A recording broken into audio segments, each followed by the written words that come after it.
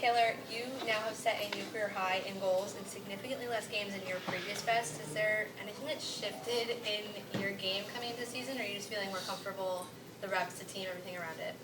No, I think I had a good long off season, and then obviously coming in with a brand new team, lots of new energy, and just, yeah, everybody's working really hard, and a lot of my goals are coming from everybody else just working hard and getting in front of the net, and I can toss a rebound in every now and then, but yeah.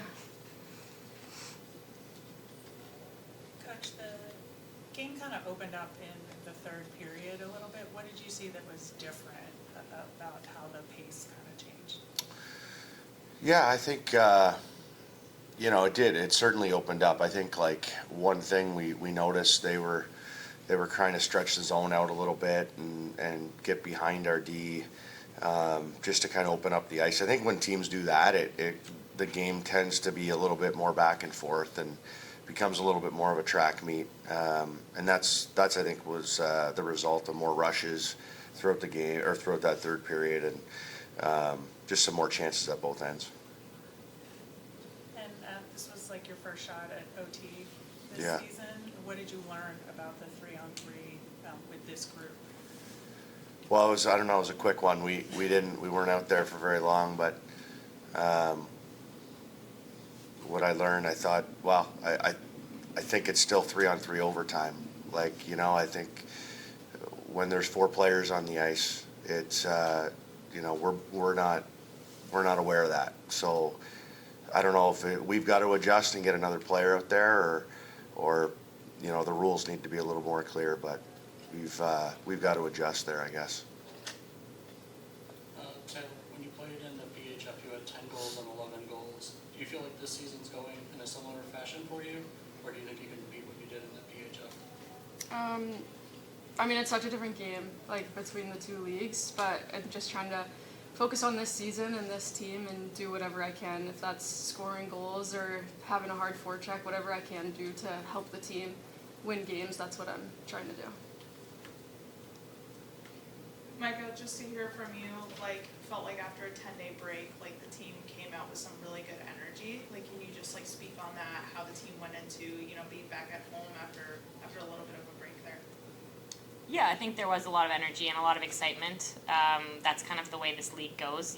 Sometimes we're about to play 3 games in 5 days, and then sometimes you go a week or 2 off. So I thought we had some really good practices over the break. We worked on a lot of good things and tried to implement those today. And I think it was an up and down game, but definitely the energy was there, and I think we'll continue that into this little stretch we have here.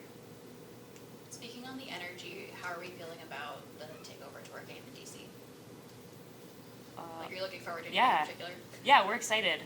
For those of us that were a part of the PWHPA, we went there twice and had a great turnout. We weren't at the big rink. We were at their small rink, but there was definitely a lot of energy around women's hockey. They definitely wanted a team. They wanted a game, that kind of thing. So I think you're seeing it in the ticket sales, and I think that'll be a great game on Sunday. Taylor, go ahead. Micah, I think both teams did a really good job of taking away high danger lanes. What did you see from your group on the blue line on that front? Yeah, I thought our D were great today. Obviously, you can look at the stats or just watch the game. They have a lot of players that capitalize on those opportunities, and that was definitely a focus of ours to try and limit those and help Oz out in front of the net and in our D zone. And I thought we had maybe some ups and downs throughout the game, but for the most part, I thought the D did a great job at shutting that down and really taking pride in that.